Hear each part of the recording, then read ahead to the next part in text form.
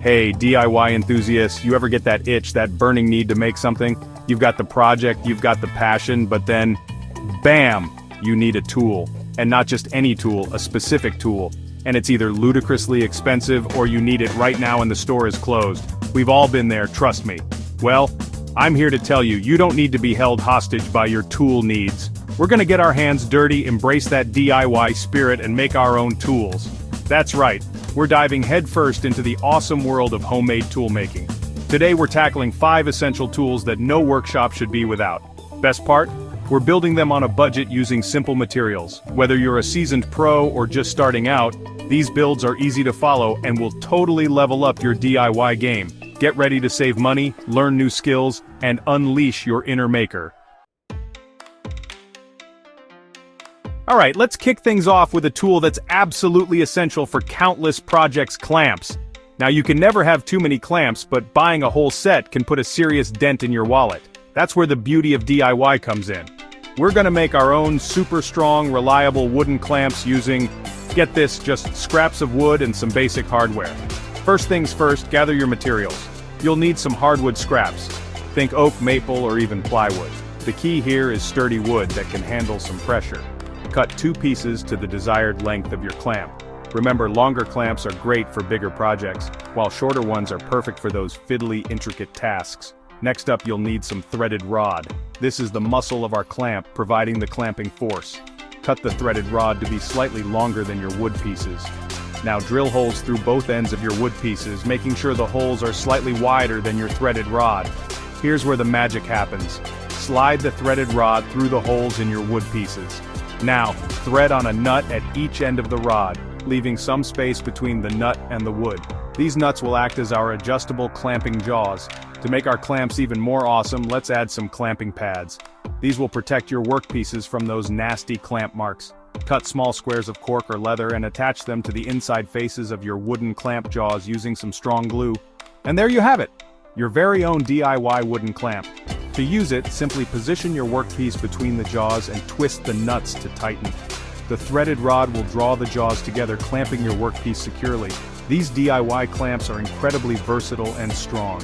Use them for gluing, clamping wood joints, or even holding down metal pieces for welding. The best part, you can customize the size and shape of your clamps to fit your specific needs. So ditch those overpriced store-bought clamps and embrace the satisfaction of building your own. Trust me, once you start making your own tools, there's no going back.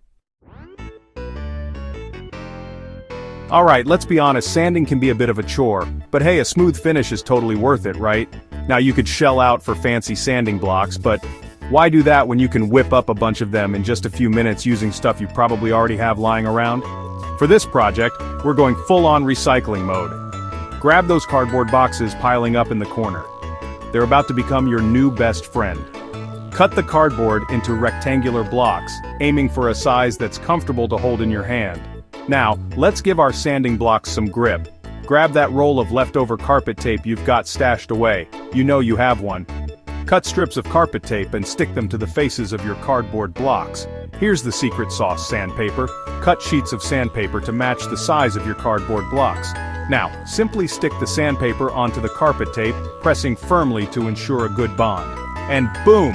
You've got yourself a homemade sanding block that's ready to tackle any smoothing job. These blocks are perfect for sanding curves, contours, and those hard-to-reach spots. Plus, the cardboard backing provides just the right amount of give for a smooth, even finish. But wait, there's more. You can customize your sanding blocks by using different grits of sandpaper. Use coarse grit for rough shaping, medium grit for smoothing, and fine grit for that final polish. These homemade sanding blocks are a game-changer for any DIYer. They're cheap, effective, and incredibly versatile. Plus, you'll feel good knowing you're giving those old cardboard boxes a new lease on life. Okay, fellow DIY warriors, let's talk angles. Whether you're building furniture, laying tile, or tackling any project that requires precise angles, an angle finder is your new best friend. But hold on, before you rush out to buy one, let's make our own super accurate, super cheap angle finder using, you guessed it, stuff you probably already have. For this build, we're going old school with a bit of geometry and some simple materials. First up, grab a piece of stiff cardboard or foam board. This will be the base of our angle finder. Next, you'll need a protractor. Remember those from geometry class? Well, they're making a comeback. Carefully cut out the semicircular protractor shape from the cardboard. Now let's attach the protractor to the base. Align the straight edge of the protractor with one edge of the base and secure it in place using glue or tape. Make sure the protractor is centered on the base. To make our angle finder even more awesome, let's add a sighting arm. Cut a thin strip of cardboard or plastic that's slightly longer than the radius of the protractor. Attach one end of the arm to the center point of the protractor using a brad or a small bolt and nut, allowing it to rotate freely. And there you have it, your very own DIY angle finder. To use it, simply align the base with one side of the angle you want to measure. Then rotate the sighting arm until it aligns with the other side of the angle. Read the angle measurement off the protractor where the sighting arm crosses the degree markings. This DIY angle finder is surprisingly accurate and easy to use. Use it for everything from setting miter saw angles to checking the pitch of a roof. Plus, you'll feel a sense of accomplishment knowing you built it yourself. Let's face it, we've all been there. You're in the middle of a project, you reach for a screw, a drill bit, or that darned wrench and poof, vanished into thin air. Well, no more, my friends. We're going to banish those tool gremlins with a super simple, super effective magnetic tool holder that'll keep your tools organized and within reach. For this project, we're going to embrace the power of magnets. First up, gather your materials. A sheet of magnetic sheeting, you can find this at most hardware stores, some adhesive hooks, and a sturdy surface to mount your tool holder on, like a wall or the side of a workbench.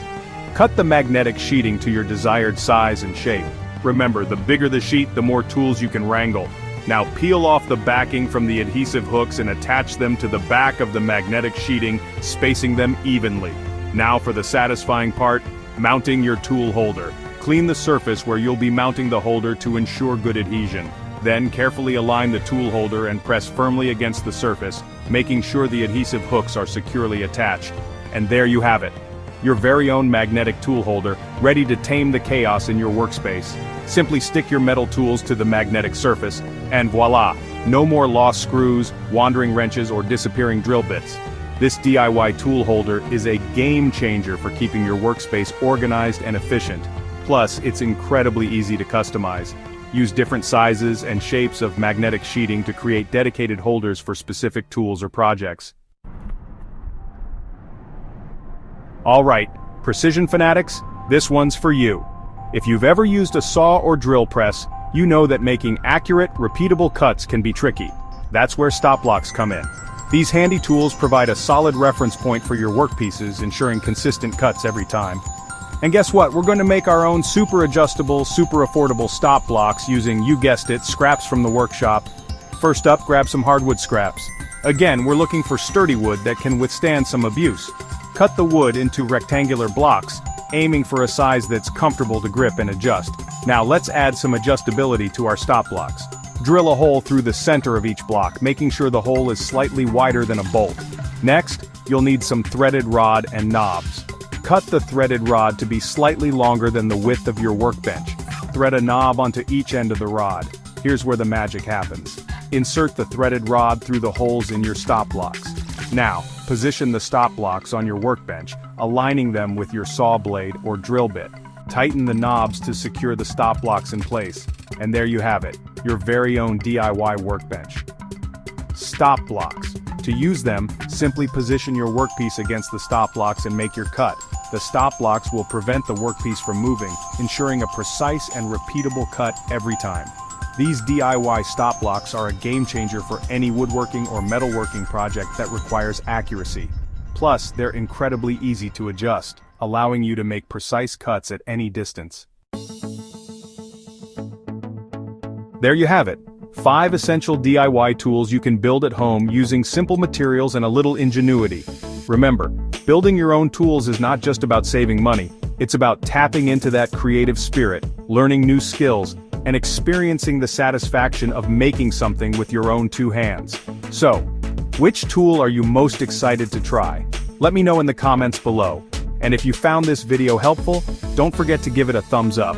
Subscribe to my channel for more awesome DIY projects, and hit that notification bell so you never miss a new build. Until next time, keep building, keep creating, and never be afraid to tackle those DIY projects. Remember, with a little creativity and some elbow grease, you can accomplish anything.